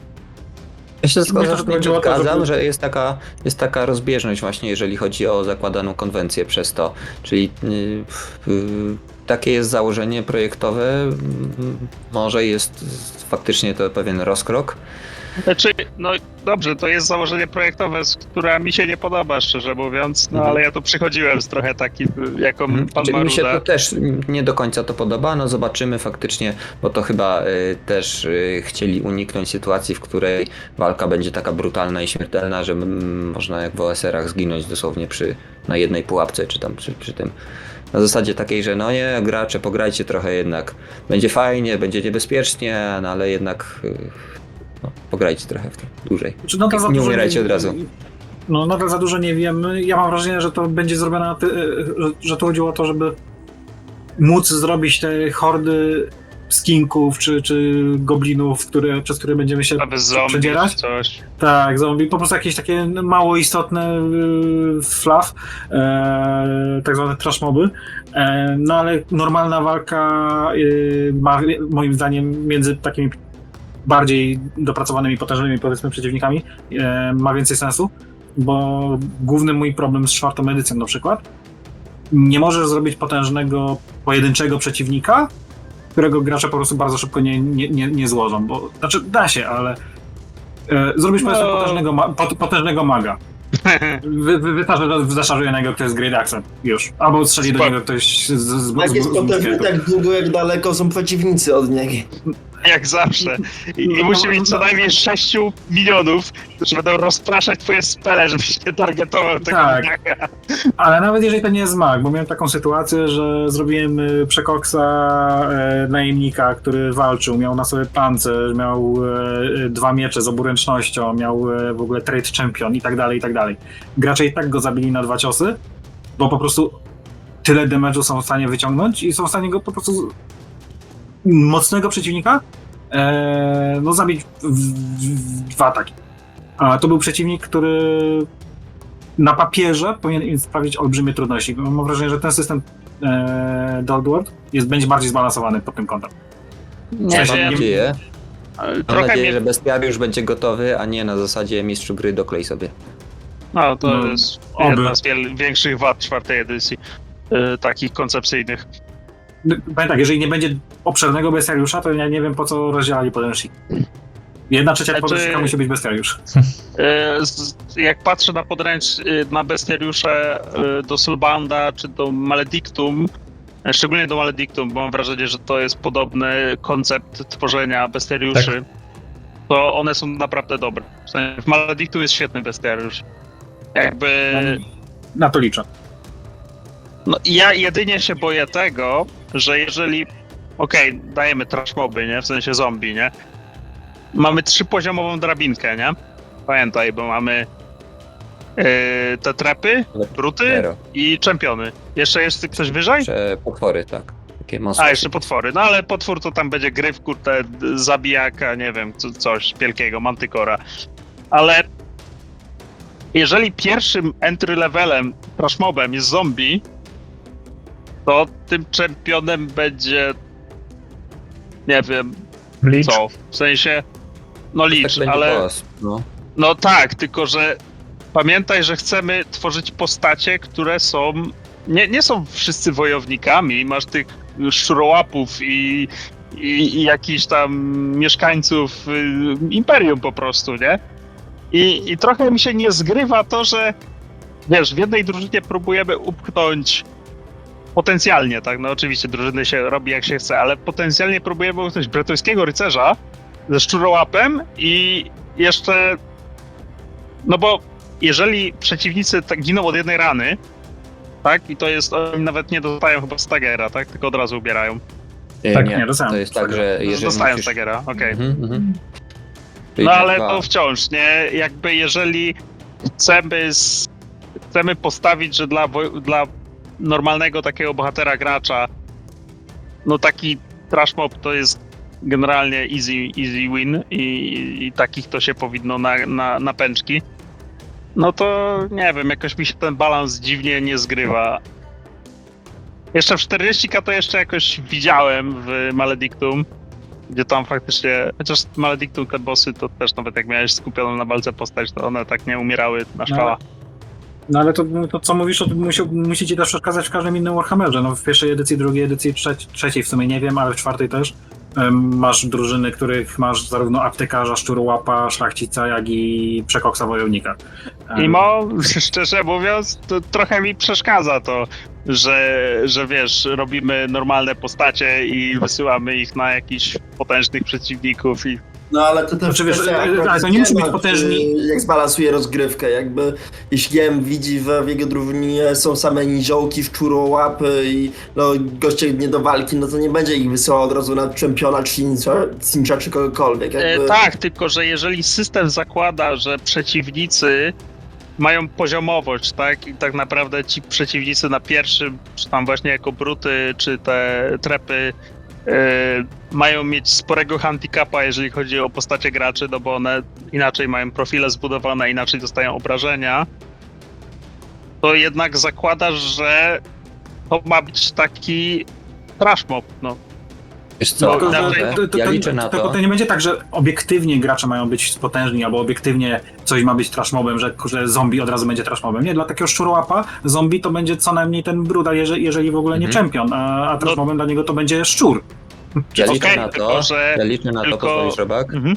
że będzie to w jakimś stopniu zaadresowane w podręczniku dla GM-a. Co prawda chyba Games Workshop 7 nie ma takich praktyk, ale mogliby dać jakiś rozdział na zasadzie balansowania spotkań, że nie wiem, że przykładowo, że dla takiej drużyny takiej to powinno być tylu i tylu minionów. Fajnie by było, nie sądzę, ale Też nie przydałoby się sądzę. coś takiego. Wiesz, no, jak ja patrzę na bestiariusze Maledictum, no to tam masz Gangus i to jest trep. Jakby on ma staty trepa, ma stat block trepa. Mhm. No i on ma być Ale- trepem, tak? Jakby Ale gangusy też mogą sprawić problemy i żebracy. Według mnie ten system w ogóle nie będzie nastawiony na walkę, dlatego ona jest tak zrobiona, żeby była szybka. Tutaj będzie więcej miejsca na roleplay, na fabułę, na interakcje, na kontakty. Zobaczcie, ile jest tutaj tych mechanik wspierających właśnie do kontaktów, do tego, jakie tam zbiera się clues. To będzie właśnie bardziej taki śledczy system, a walka będzie tam, wydaje mi się, rzadziej. Nie będzie tak mocno nie wiem, w sensie zaakcentowana jak w czwartej edycji. system ma trochę mało skillów jak na bycie... Chociaż czy ma? No zobacz, masz pierwsze 4 skille, melee, defense, shooting, throwing, 5, nawet brawl też. To są poniekąd skille, które są przeznaczone na walkę. W No to jest większości. pokłosie związania z bitewniakiem chyba. Mimo wszystko. No jest, Widzieć ale wodę, chodzi mi no. o to, że systemy, które są bardziej detektywistyczne, mam wrażenie, że powinny mieć dużo bardziej rozbudowaną strefę skillów związanych z wiedzą, z takimi rzeczami. Zobaczcie, jak jest zbudowany na przykład Cthulhu. Masz całe lores oddzielnie, to jest cała mechanika do tego. Właśnie wydaje mi się, że to jest coś takiego, że to jest po prostu jakby tak mocno zagęszczone. My nie mamy mieć wielu skilli, które podchodzą pod każdą jakby warstwę danej dziedziny, tylko albo to mamy, albo nie mamy. Znaczy mówię na przykład, że lore albo wiemy o danej prowincji, albo po prostu nie wiemy i to chyba ma być po prostu do takie troszeczkę szybko przeprowadzonego rozwoju postaci, a nie rozdrabniania się o to, czy mamy jeden punkt umiejętności więcej z 100, tylko no szybko jakby levelujemy i to jest takie moim zdaniem spoko. Dobra, a To może będzie właśnie o tym, może do tego tworzenia postaci jeszcze, jak wam się podobał cały ten proces? Czy czujecie, że te postacie się czymś różniły na przykład, że są właśnie wyróżniają się czymś, że służą do czegoś innego, czy raczej są podobne do siebie, albo o kontaktach, albo o tych Co, tych browar, no, znajomościach? ciężko powiedzieć tu o postaciach, które się wyróżniają, no bo tak naprawdę no w walce to co, no w sensie moja postać jest wojownikiem, no to w walce widać, że jest wojownikiem, ale Ale czuć to było, na zasadzie no jest to różnica, nie jest tak, że jesteśmy wszyscy płascy i podobni do siebie. Talenty sprawiają, że jesteśmy różni, tak? Te akcje specjalne, które zapewniają. talenty sprawiają, tak. Mhm. No ale to czy wiecie, no też nie mieliście Wyposażenie. trochę okazji wykorzystać tam zalet waszych postaci w taki większy sposób, oprócz walnięcia mnie piorunem. I no, więc to tak naprawdę mam wrażenie, że lepiej by było zaprezentować, gdybyśmy, tylko właśnie, no nie ma podręcznika jak nie ma bestiariusza, nawet nie za bardzo jest jak przeprowadzić jakąś sesję. Taką. Mhm. No nie, to Początkową. tylko wiesz, pokazowo bardziej, nie? Stworzyć postać, zobaczyć mniej więcej jak działa mechanika, jak zdobywa się sukcesy, jak zadaje się rany. No myślę, że to tutaj osiągnęliśmy i pytanie też, Nie, no jakie tak, są, to tak. jakie są uwagi, nie wiem, osób, które będą nas tutaj słuchać, czy będą chcieli jakoś wejść z nami tutaj w polemikę w komentarzach. Może coś ciekawego jeszcze ktoś nam podpowie. Mi się na pewno bardzo podoba cały ten etap właśnie z losowaniem kontaktów, ale o tym już mówiliśmy, z tymi znajomościami, relacjami. To naprawdę daje dużo już na start. To- i dla mistrza gry, i dla graczy. Pomaga nowym, świeżym graczom i mistrzom gry na pewno tutaj ten system jest Ja się stworzony. zastanawiam tylko, czy dałoby się stworzyć tak naprawdę bardzo równe od siebie dwie postacie z tej samej profesji. Czy dałoby się zrobić rzeczywiście dwóch bretonów na przykład, którzy odbiegaliby od siebie czymś innym niż fabułą, tylko no, rzeczywiście tymi skillami, tak samo z szarlatanem, tak samo z wszystkim innym. Rzeczywiście jak w czwórce, jak robiliśmy profesję, no to mogliśmy sobie bardzo ładnie rozdysponować te umiejętności i dwie te same profesje, dwie postacie w tej samej profesji mogły być zupełnie inne. No może nie zupełnie, ale rzeczywiście znacząco różniące się od siebie. A tutaj Ja nie jestem pozwolę pewien, czy sobie coś takiego mogło odpowiedzieć. nastąpić. Albo Forion, No. proszę. Znaczy do pewnego stopnia możesz, bo przypomnę, że jako człowiek wybierasz 3 dowolne umiejętności, które rozwijasz o 1, a potem w profesji masz ile? 5 czy 6 umiejętności? 6, wybierasz 4. Tak, z których wybierasz 4, które chcesz rozwinąć, więc tu już jest pewna różnica. Potem oczywiście w tych asetach, trappingsach, no ale zgodzę się, że na początek mogą być dość podobne te postaci. Myślę, że tak potem je będziesz rozwijać dalej, głównie na to wpłynie i tak będziesz je odgrywać. Ja bym nie Otwarte lekceważył rozwoje- właśnie... Mhm. Ja bym nie proszę. lekceważył właśnie tych różnicy tam, gdzie się wybiera lore, wybiera się Jest asety. kilka do wyboru, tak. Tak, Mhm. i to może nie wydają się tak, jak patrzysz na kartę postaci, większe różnice, ale myślę, że to może znacząco wpływać na to, jak ty swoją postać odbierasz, na to, jakie sceny się pojawią na sesji, na to, czy będziesz miał dane lore, czy nie, to może ustawi tak naprawdę jakąś ścieżkę podczas przygody, bo będziesz mógł coś zrobić, albo nie będziesz mógł czegoś zrobić. Także ja bym tu widział tą różnicę między postaciami też.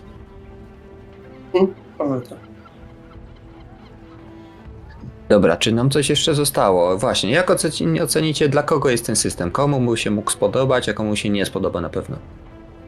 Ja myślę, że z takimi opiniami niestety trzeba poczekać do podręcznika GMA, bo w tym momencie to ja nie wiem, dla kogo jest ten system w końcu. Na pewno dla ludzi, którzy się zrazili mechanicznością 4. edycji. Tak. To znaczy, wydaje się, że on jest zdecydowanie dla osób, które chcą coś prostszego albo coś szybszego.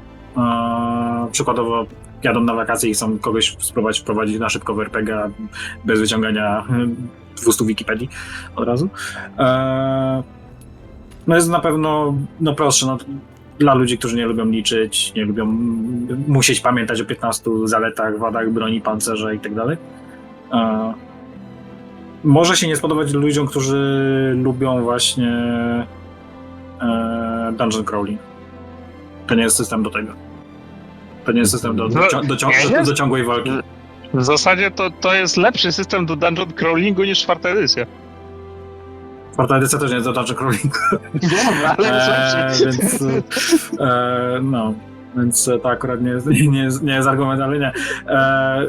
No na pewno ludzie, którzy oczekują po RPG-u, że idziemy się naparzać i będziemy wszystko rozwalać i generalnie oberwałem, wypiję miksturkę albo mag rzuci jedno zaklęcie i wszyscy będziemy zdrowi. Nie, to takim osobom się ten system na pewno nie spodoba, ale te osoby generalnie od Warhammera raczej mijają szerokim łukiem, więc tych ludzi do siebie ten system na pewno też nie skusi. Mnie może ten system skusić, że o ile myślę na ten moment, że do kampanii zostałbym przy 4. edycji nadal, do dłuższych, większych przygód, bardziej skomplikowanych bym został przy 4. edycji i robił nadal te swoje sandboxy, ale jakbym chciał coś bardziej takiego mniejszego, szybszego, bardziej epizodycznego i tak dalej, to myślę właśnie, że Oddworld może się tu lepiej sprawdzić. No, zobaczymy w planie, to trzeba będzie przetestować tak naprawdę bardziej. Ja myślę, że to jest system dla osób, które nie chcą już słyszeć, że imperatorem jest Karl Franz. Bo cały setting tutaj postawiony dużo wcześniej zmienia też sporo, jeśli chodzi o sam świat i percepcję ludzi na to, co się dzieje, tak? Nie ma chaosu. Zupełnie inny rodzaj przygód można tutaj grać. Tu nie odchodzimy już zupełnie od tego, co znamy z 1., z 2. i z 4. edycji. To akurat dla mnie nie jest dla mnie jest łatwiej wymienić niż mechanika. Więc. To prawda. Tak, ja właśnie się mega pod tym podpisuję, bo mnie mechaniki akurat średnio jarają, choć powiem, że nawet mi się tutaj spodobały, ale bardzo czekam na wzbogacenie lore'u o to, jak na przykład wyglądała magia przed kolegiami magicznymi, w ogóle cały świat Magnusa Pobożnego, przed tym jak ustanowił wiele urzędów po Magnusie i no, wiadomo, przed tą wielką erą, przed krańcem świata. To chyba nie ma nawet tych No, strażników wow. dróg. Chyba strażników dróg nie ma Są, nawet. są. Strażnicy No, dróg są. Strażników dróg, które wcześniej zrobili. A, okej. Nie pamiętam jak się nazywał, ale to gość akurat o wiele wcześniej, więc nie ten. Ja na Jedna przykład planuję, profesja. ja planuję na przykład poprowadzić kampanię w 4. edycji, ale w settingu Old World. Bo setting Jest- jest zarąbisty. Jest świetna fanowska kampania, znaczy świetna. W zasadzie to nawet nie do końca jest kampania, to jest bardziej jak zrobić swój sandbox. Nazywa się The First, pragnienie, i się dzieje w Sylwanii w czasie mniej więcej Old Worlda. To jest fanowska kampania, jest dostępna w internecie. Można sobie Dobra, ogarnąć. Przypomniesz później, albo ja sobie zapiszę to. Ciekawe, Mogę ciekawe. znaleźć linka i wysłać. Mhm. To wyślij, to zamieszczę w opisie. Dobrze. Mhm. To co? Przeszliśmy przez te kolejne etapy, przetestowaliśmy pod jakimś tam kątem, w jakimś tam stopniu. Wiadomo, że trudno nam jeszcze powiedzieć, jaki będzie finalny efekt. Ale do brzegu, ja wam bardzo dziękuję, oddaję głos wam. Rafał? Ja również bardzo dziękuję. Fajny system, bardzo mi się podoba. I no, czekamy na więcej informacji, co będzie w GM Booku. No. To co, ile pedeków za dzisiaj? Jeden. Słyszałeś? 3 godziny graliśmy. Wygrana drużyna dostaje 2. A, coś co wygrali walkę. Tak, przegrani punkt pocieszenia. Najważniejszy, pamiętaj, że skaweny nie istnieją. Mhm. No to chyba się to zgadza. No. Dobra. Dobra. Dzięki wielkie. Dzięki. Do zobaczenia na szlakach. Dobrej nocy. Do Tak zobaczenia. jest, na Discordzie. Papatki, na razie. Dziękuję za grę. Na razie. Na razie. Hej.